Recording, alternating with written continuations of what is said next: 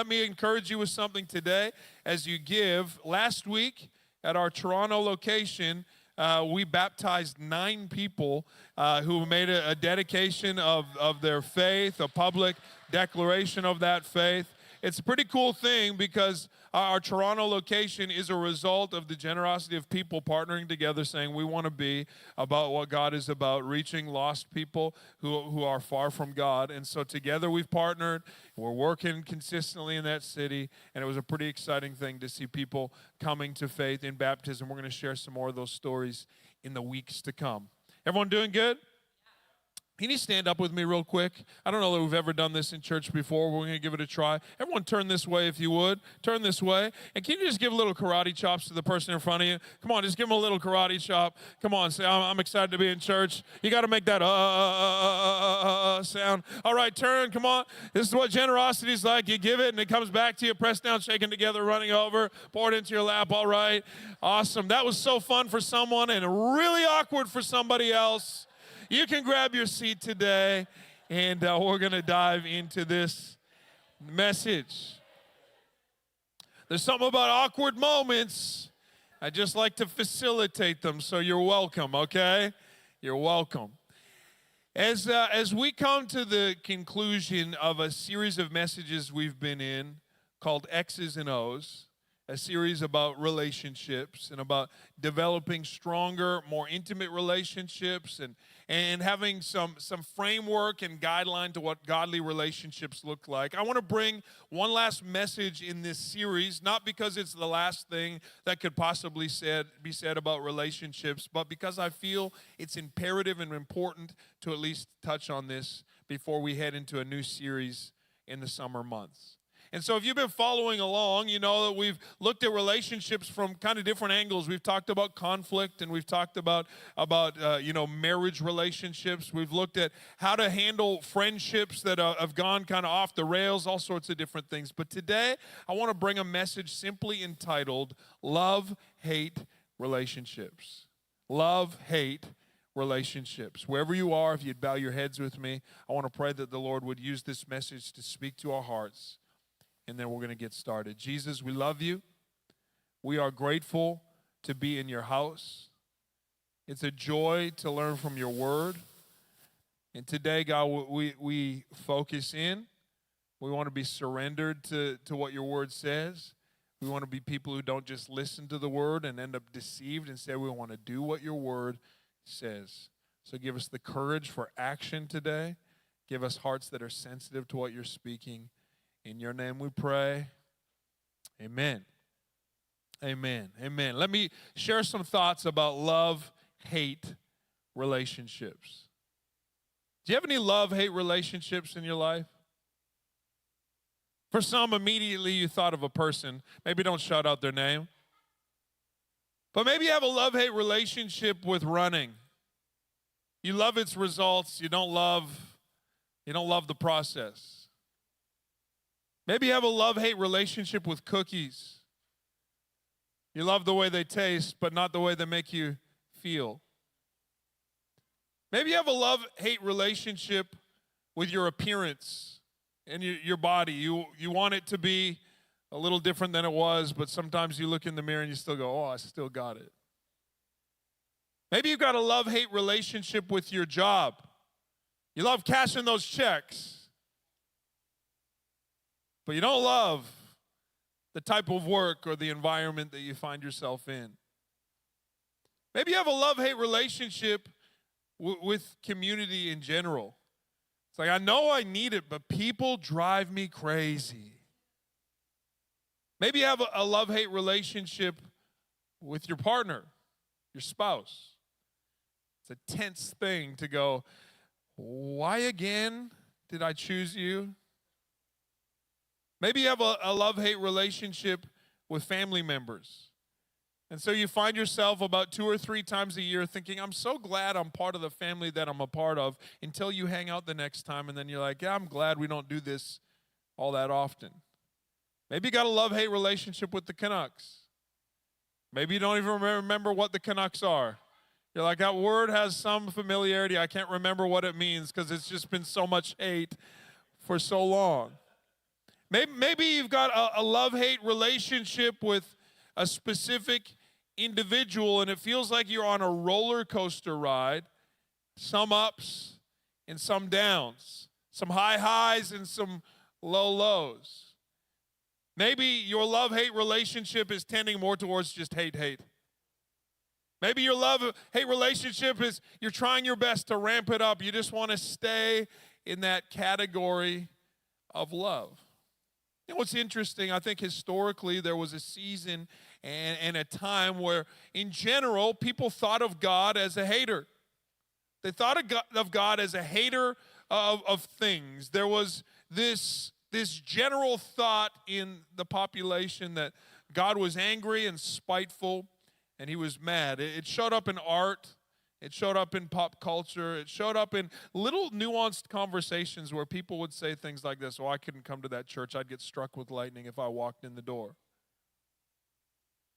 And then there's probably been, some sort of a shift, probably at least in part, to the way that churches have tried to represent God, where people have begun to see God more as just a lover.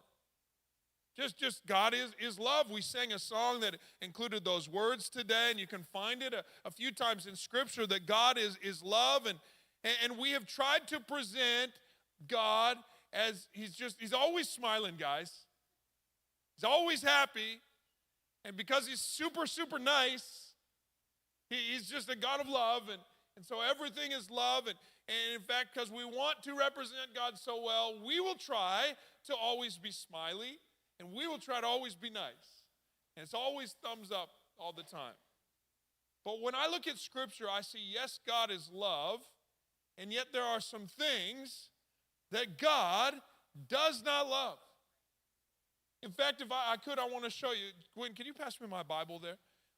I want to show you some things that God does not love. Maybe if I could just bring some correction to the pendulum swing from God the hater to God the lover. See, love and hate are not mutually exclusive. Within the same person, there can be things that we both love and hate. In fact, in order for either to be true, I believe there has to be things that we both love and hate. In the book of Ecclesiastes, chapter 3 and verse 8, it says this: there is a time for love and a time for hate. Interesting. That there is acceptable times and places for us to endorse, and there is acceptable times and places for us to disavow.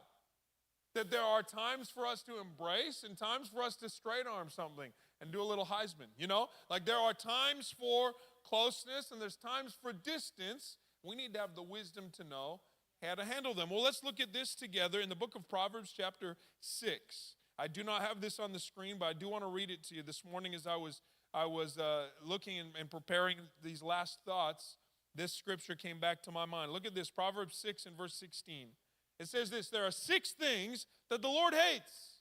There are 7 that are detestable to him. I love this literary usage of X and then X plus 1. Like there's 6 things. Oh, no, wait. There's actually 7 things. What it's trying to imply is this: that there are definitely some things, okay? Like it's not just a couple. There are some things. And things that look like these things, you could add to this list if you want. There is this literary desire to show that things in this category are things that God really does not love at all. There's 6 things God hates. There's 7 things that are detestable to him. And here they are. Haughty eyes. We don't use the word haughty very often. In fact, if we use the word haughty, it's usually H-O-T-T-I-E, a little haughty, This is H-A-U-G-H-T-Y. This means proud eyes. Those who look down on others. Those who walk into a situation thinking they're better than everybody else, and they've got a proud, arrogant perspective. These are the eyes that look past you to the person behind you who's a little more important. God hates that. It's a tendency that we can all sometimes have, and it's something that God does not love. So a God of love doesn't love haughty eyes. Number 2, a lying tongue. God doesn't love a lying tongue. He doesn't love hypocrisy and inconsistency.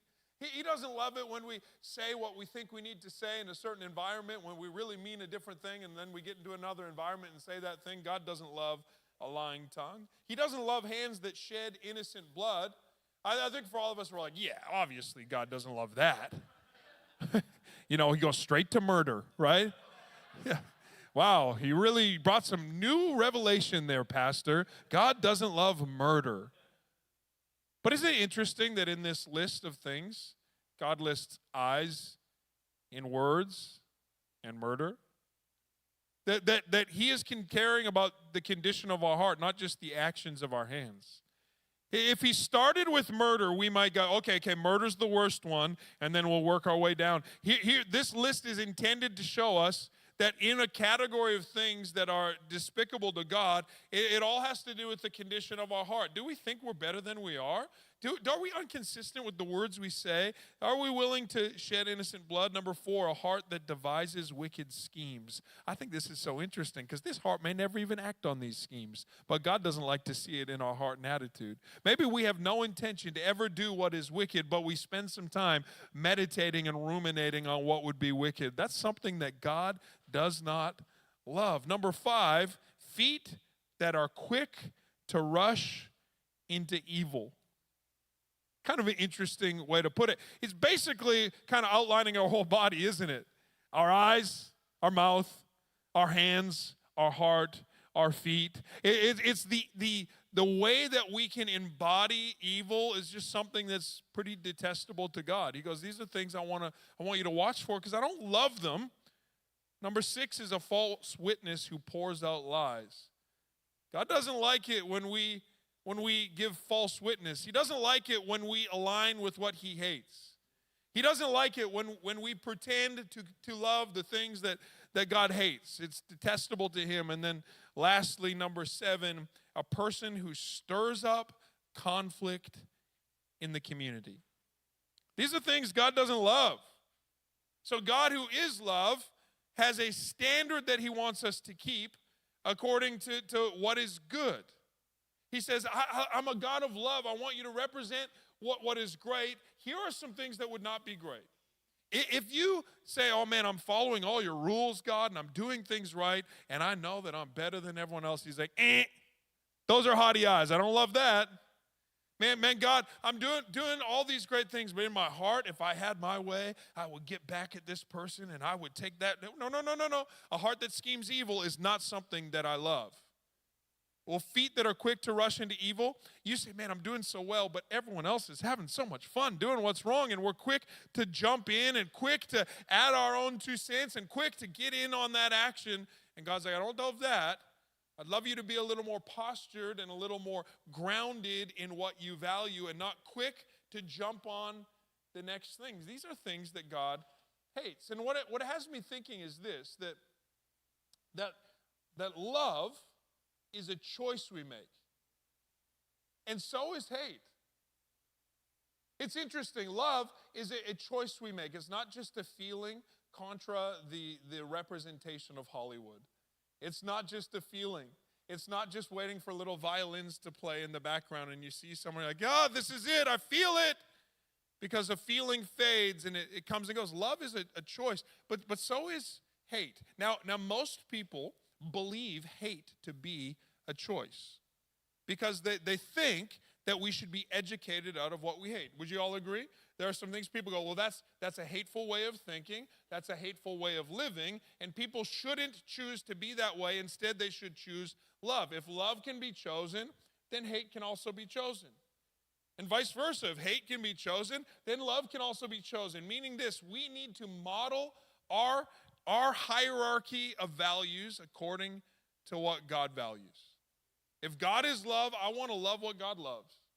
And I actually also want to hate what God hates. If I want to draw near in relationship to God, it's not just enough that I go, God, I love you, but I'm doing my own thing. I actually want to live a life of love just as Christ has loved us.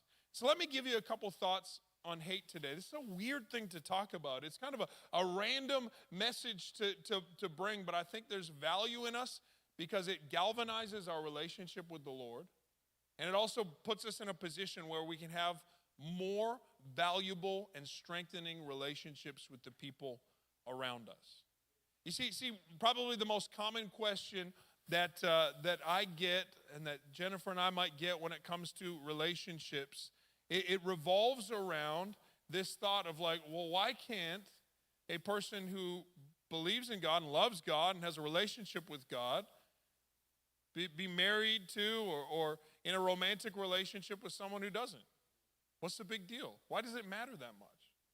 Or maybe this way, why is it so important that we should invest in Christian community and actually, like, why do we spend time every Sunday saying, if you are new today, we've got a gift for you, and we want to get connected with you, and we'd love to get you in a hub? Is it just like, are we trying to sell something? No, it's because there's value in Christian community where people come together and they stir one another up and they spur one another on towards love and good deeds, and they protect one another and bring accountability and create a space for confession and prayer and the gifts of God being used. There's value in it. Relationships, everything. It's the area of our life where we'll find the most heartbreak. It's also the area of our life we're going to find the most joy and fulfillment is relationships. And so we've got to look at this one thing. Let me give you a couple thoughts on hate. They might not feel connected at first, but hopefully as we go, they will. Number one, haters going to hate. Just going to happen. I've lived long enough to know that we will experience some pushback. There will be some people with whom we simply do not connect. The book of Psalm chapter 69 and verse 4, Psalm 69 in verse 4, here David is speaking and he says this: those who hate me without reason outnumber the hairs of my head, and many are my enemies without cause, those who seek to destroy me. You ever felt that way? Some people, your hair is thinning, you're like, man, it's getting better, you know? The fewer hairs I have on my head, the less my enemies. Some of y'all look around, there's thick head of hair. You got a lot of enemies, a lot of haters. But here David, he's just trying to say it's almost countless. Can't even keep track of how many people hate me. It just feels like there are enemies on every side, and I don't even know why. I feel like maybe sometimes we wonder, why doesn't everyone love me? You ever wondered that? They're like, why doesn't everyone like me? If they knew me the way I knew me, they'd probably love me because I'm awesome. My mom told me so every day growing up. Why don't people like me? You ever felt that socially? You're like, I just feel like I have a hard time connecting. And some of it may be founded, and some of it may be not. It's true that there may actually be some people who genuinely like you. They actually love you. They're just not great at expressing it. And in that gap, you're left to question. But there are some people who probably just simply don't love you. Thank you for the encouragement, Pastor. So glad I came into church today to be reminded that I got haters. Check it out. Psalm 41 and verse 7 says this: all of my enemies whisper together against me, and they imagine the worst for me. That's a terrible thought, isn't it? Not only am I hated, but there's a group of people that hate me, and they're talking about me. It's a terrible thought. It's a terrible thing to feel like you are on the minds of people who don't like you. It's like, man, if you're going to think about me, at least think good things about me. I'd rather you not think about me than think bad things about me. Just forget my existence. And yet, here the psalmist pouring out his heart is speaking to a human condition that we face. There are some people who don't like you. Now, I'm going to say this as your pastor. They're wrong because you're awesome, okay? But there are some people who don't like you. In fact, let me show you a spectrum of the type of people that we connect with in life. There are some people who hate you. Turn to the person beside you and say, isn't that encouraging? There are some people that hate you. I think that we should be really conscious and really cautious about trying to build life-giving relationships with people who hate us. There's some of us who are looking for the approval of people that hate us first. We wake up in the morning thinking about those who hate us. We go to bed at night thinking about those who hate us. We rage scroll on Instagram to find haters and wonder what they might be whispering about us and what they might be thinking of us. The psalmist is like, man, people hate me and they're talking about me. He's speaking something that's true, but it's the wrong thing to be focused on. We should not be focused on those who hate us. We should not be trying to seek the approval and run after those who hate us. Pastor, I still don't know how this is encouraging. Well, let me show you the second group of people. The second group of people, they hate what we love and they love what we hate. I think we should be conscious and careful that in this world there are people who actually hate what we love.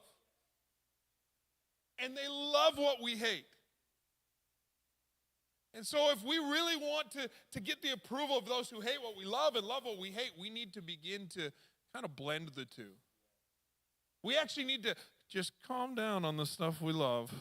Don't be so quick to share the things we love, because if we do, then we're going to experience their hate.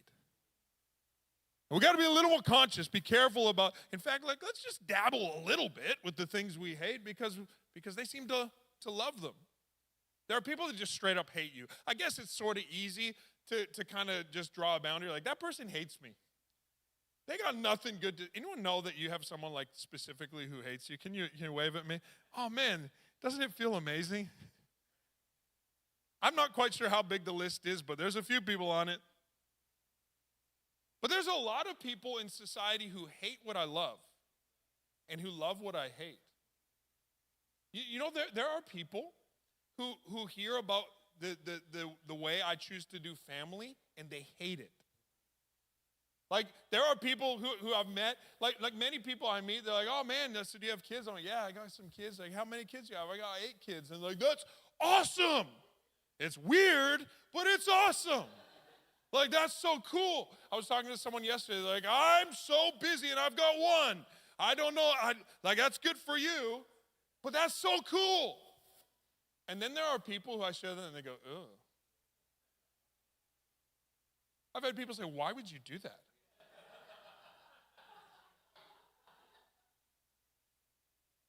Aren't you considering the world's overpopulation? What are you doing into this dark world? And then they're like, I'm only going to bring 2 because the world's terrible. I'm like, oh, so you're going to be terrible to 2 and not to more? Like, I've chosen just to only punish a few people. It's kind of a weird thing to say. There are people who hate what I love. And there are people who actively love what I hate. They would fund it with their resources. And they would put their social credibility behind it. And they would invest their time and energy toward it. If there's things that God hates and things that he loves, and I want to be like God, then there are things that I hate and things that I love, and there are some people who have it switched. I got to be really careful not to try to get the praise of people who got it switched. You know what I'm talking about? I'm not trying to bait and switch and to convince people that I am what I am not. And then after a while, I'll slowly just kind of switch it and see what happens. We got to be conscious of what we are. Do you know, Aristotle said this: there is only one way to avoid criticism. Do nothing, say nothing, be nothing. You want to make sure that you're not hated by anybody? Just do nothing, say nothing, and be nothing. It was Aesop who said this: if you try to please all, you please none. The truth is, you try to make everyone like you, you end up tripping over yourself and forgetting who you were trying to be, and you end up pleasing nobody. Lecrae said this. It feels a little weird to mention Lecrae after Aristotle and Aesop. Just go with me on it, okay? He's chosen the single name, so clearly he's got some things to say. But he said this: if you live for people's acceptance, then you die from their rejection. Isn't that the case? Isn't that the case? If you're trying to get people to accept you and people to think, man, that person's so cool, the moment they switch their opinion on you, you're crushed.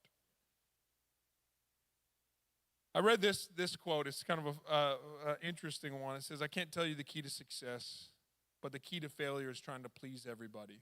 Now, when I read it more recently, people credited that saying to Ed Sheeran. However, I know that decades ago, Bill Cosby said it. But I think people are like, Ed Sheeran's a little safer than Bill Cosby right now. And so we're just going to credit Ed Sheeran with this. The funny thing is, Ed Sheeran's been blamed for plagiarism. So I think it's a little bit funny that they're putting on Ed a statement from Bill, okay? But hey, here's the key to failure. Try to please everybody. You just can't do it. And so we want real, genuine relationships. Then we need to be really genuine and grounded in what we love and what we hate. We can't have real relationships if we're faking what we love. And have you ever pretended that you are something you're not? It doesn't work forever. I remember one time I was in this conversation, and I was younger. I was maybe like 12, 13 years old, and I was in a church setting, and in that church, there was kind of older people, like really old, like 21, 22. You know what I'm talking about? Like really old when you're 13. And there was like these younger men in the church. And I remember once getting into a conversation, and they were talking, we were in the sound room, they were talking about how sound worked and gain and EQs and everything. And they said to me, like, you know what I mean? I'm like, oh, yeah. I know. I didn't know what they meant. I had no idea what they meant. I wasn't sure what they were talking about, but I wanted to be in the conversation. And then one guy said, really? Then explain it to me. Like, first of all, 21-year-old, you're a jerk. And I went, I actually don't know what you mean. I just said that.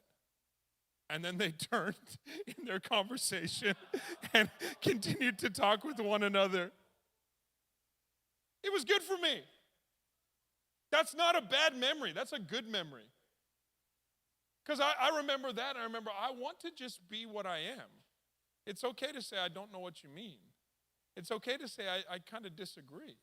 It's okay to be solid in what we know and what we don't know, because there are some who just hate you. Don't try to get their acceptance. There's some who hate what you love and love what you hate. Don't go after them. There's a third group of people. These people hate what you hate.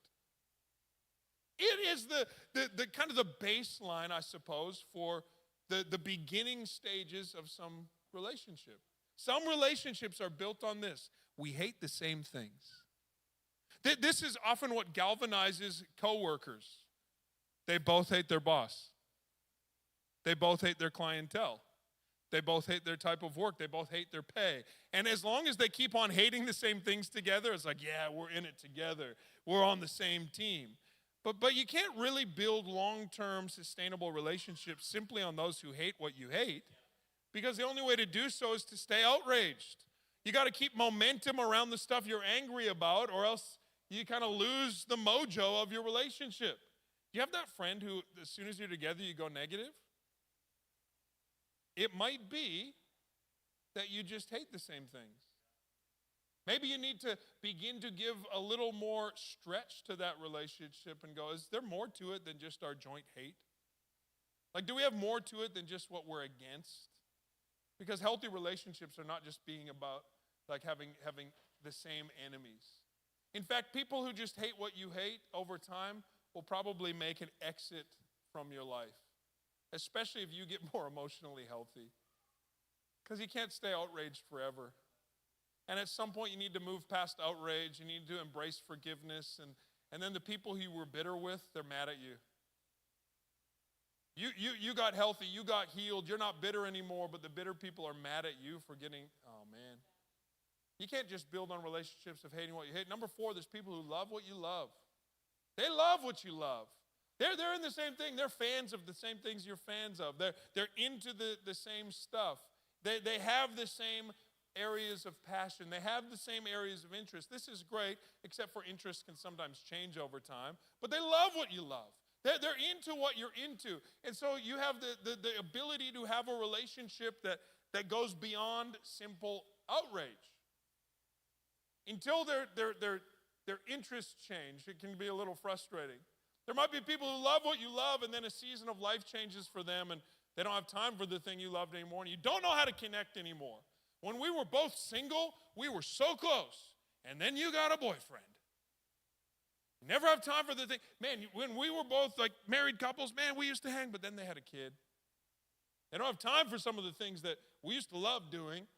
These relationships are good, but they can sometimes fade. In a church setting, you can find there's people who attend a church together because they hate the same thing. We all hate the same stuff, so we found each other. We hate the thought of people going to hell. But that's kind of the only thing we have in common. Or they show up, they're like, we love the same thing. I love this worship song.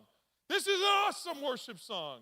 And then style changes. Like there's a church down the road that does this worship song way better than we do it here. Because they have 2 guitars. It's crazy. Or they don't use any guitars. I like it better that way. I love it, you love it, so you get it. Then fifthly, there are people who love you. I think that we should care the most about the opinion of the people who genuinely love us. Sometimes we give the most weight to the opinion of those who hate us and the least weight to the people who love us. Well, yeah, I mean, my wife loves me, but she kind of has to. She promised she would do so publicly before God and witnesses. But there's just that one person at work that won't laugh at my jokes. And we care more about those who dislike us than those who like us. I want to give a weighted grade of importance on the opinion of the people who are closest with me. I would love for the people who are closest to me to have the highest opinion of me. Wouldn't that be great if the closer someone got to you, the more they just said, yes, I love what I see. Instead of the other way around. From afar, everyone thinks, this is the problem with celebrity. From afar, it's amazing. And then the closer you get to it, the more you realize it's broken. I want the people closest to me to have the highest opinion of me. I want to build on relationships where we love the same things, where we have a distaste for the same things, but it grows beyond that to a genuine love for one another. That I can love you even when you mess up. That even when I'm not, having the momentum in the way that I used to, you still got my back. That even when I see you not at your best, man, that's not who I know you to be. That's why a few weeks ago we talked about having a friend who gives you space, right? That same gendered friend who prays with you and holds you accountable, where you can have confession and you can live a life of encouragement. I want those type of friends in my life that genuinely love me. Even when I'm maybe not doing the best at loving what I should love or hating what I should hate, that they're in my corner and that they're on my side. I want the same for you.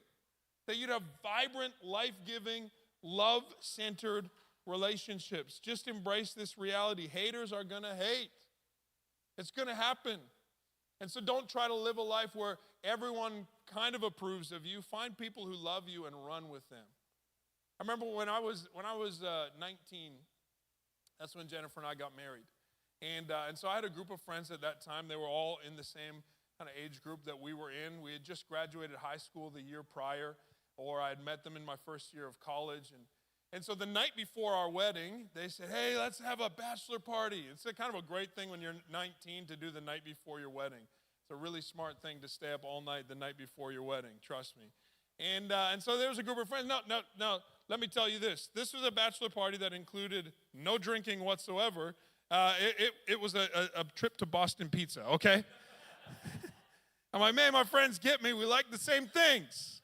Can I get a little pierogi pizza?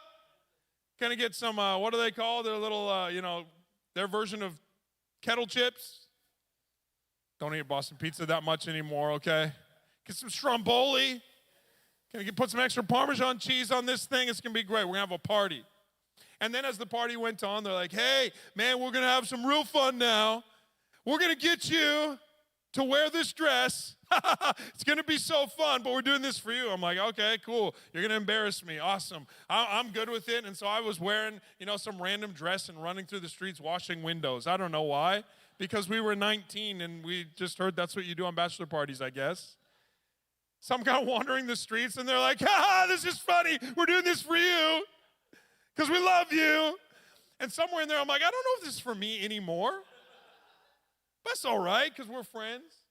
And then after washing some windows, and I'm not quick to be embarrassed, then they're like, we're going to need to ramp this up. And then one of my friends said this. He's like, I got an idea.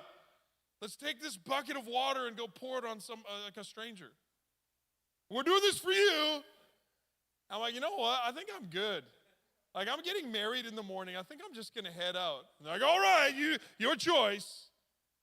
And so they drove back to 7-Eleven, I heard after, and walked in and threw it on the guy working in 7-Eleven. And there was no drinking involved. I don't know. Like, that's the crazy part. It's just stupid kids.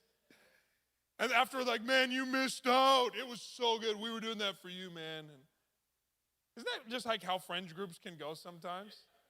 And I realized in that moment, I'm like, oh, the friends who loved me are the ones who left at the same time. Those are my actual friends who were like, yeah, we share values. And then there was some who were like just kind of in a mob. It's the dumbest thing ever. Hey, let's go splash water on someone. We're doing this for you. Man, I want to build relationships with people who are building something together. How about you? Number 2, let me tell you this. If you hate nothing, then you hate everything. Listen, if you hate nothing, if you've made it your goal to never hate anything, then you actually kind of hate everything. To say yes to everything is kind of to say no to the best things, because the best things are exclusive. For instance, to say yes to every relationship is to say no to the closest people in your life who could actually spend quality time with you. To say yes to every interaction of flirtation is to say no to a spouse.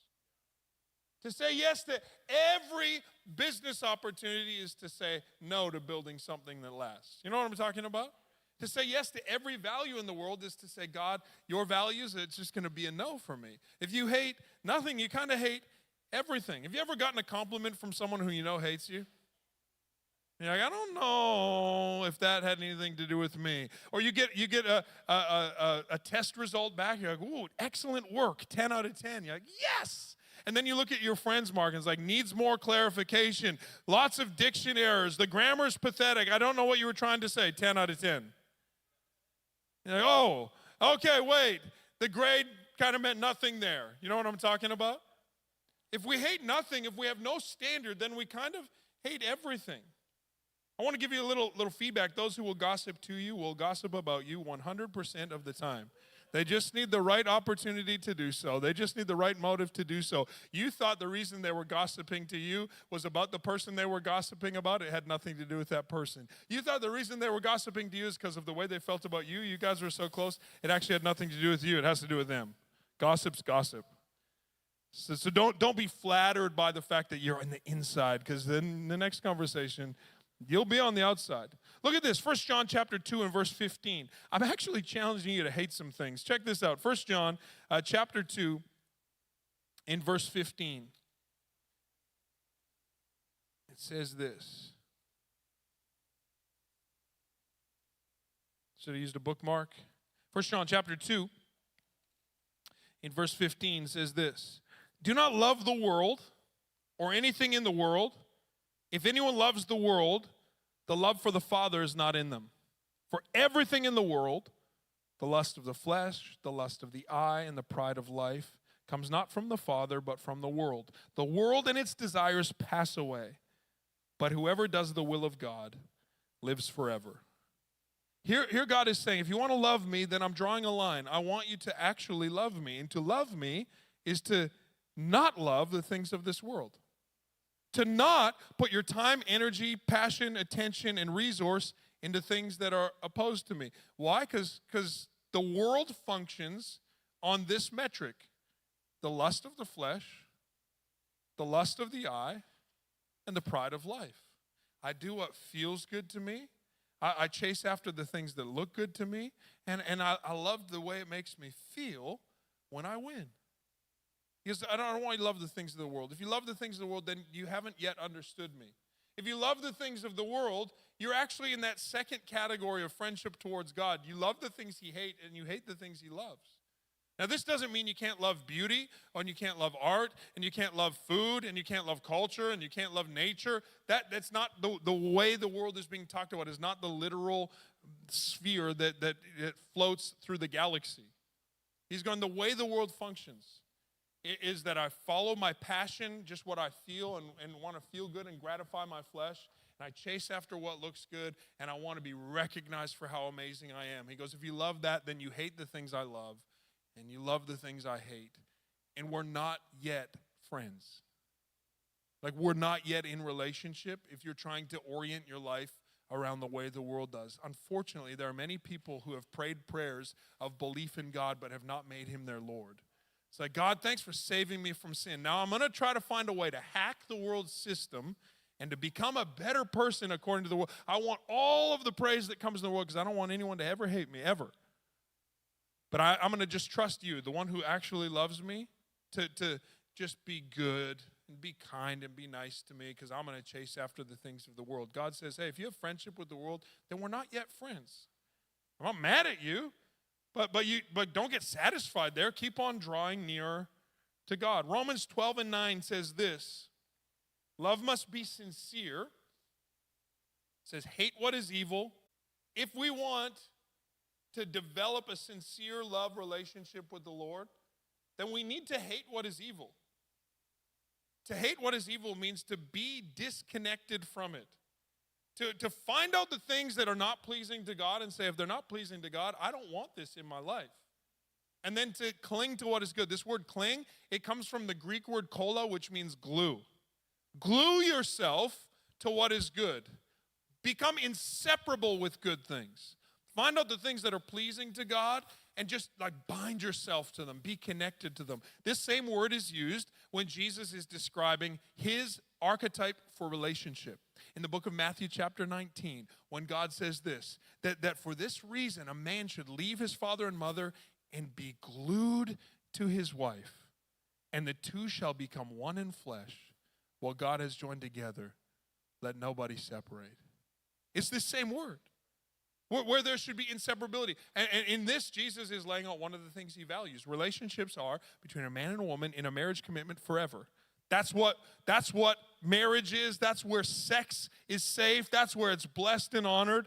And God says, here's what I'm looking for. That there's a separation and a connection. Love must be sincere. Separate yourself and hate what is evil. Cling to what is good. Glue yourself to it. Be bound to it. So we got to find out and decipher what pleases God. And I want to cling to the things that please God and separate myself from the things that don't. This word sincere, it's interesting. It means to disassemble. Here's why I think it's so important. Sometimes, in efforts to reach out to haters, in efforts to appease everyone's opinion, what we do is we have to disassemble things down until they no longer mean anything so we can find agreement on one thing and say, see, we're all the same. It says love must be sincere, meaning it's not disassembled. Like have you ever said this, man, I don't really like sushi. And someone goes, no way, why not? Well, I don't like seafood. But you're English. Like, what does that have to do with it? Well, English people love fish and chips. And you're like, I guess. Like, see, you love sushi. See, that argument's stupid, isn't it? But that happens in issues of morality all the time. Wait a minute. You're saying to me you don't love? You don't love love? Your God's not love?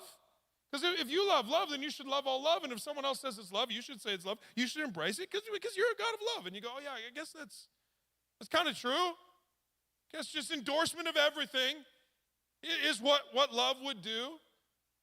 Well, no, God says, here's what love looks like. I'm resisting the functionality of the world, and I'm clinging to what is good. If our love is sincere, then we need to hate what is evil and cling to what is good. This is where our relationships would be founded. In Romans 16:19, it says, be excellent at what is good, be innocent of evil. The word innocent means to be unmixed with it. That the more we become aware of evil in our lives, the more we say, I want to filter that out. I'm going to be honest. Over my years of serving Jesus, which has eclipsed almost the entirety of my life, I am still becoming aware of evil that exists within my thought processes, within my motives. And when I do, I want to be quick to say, I got to filter that thing out. Because I want to become innocent of evil. I want to be unmixed with evil. I want to do things that please the Lord. Because in my relationship with God, I don't want to hate God. I don't want to love what he hates or hate what he loves. I don't want to just be connected with God that we're both mad at the same stuff. And I don't even just want to be connected with God in a way where we approve the same stuff. I want a love relationship with God.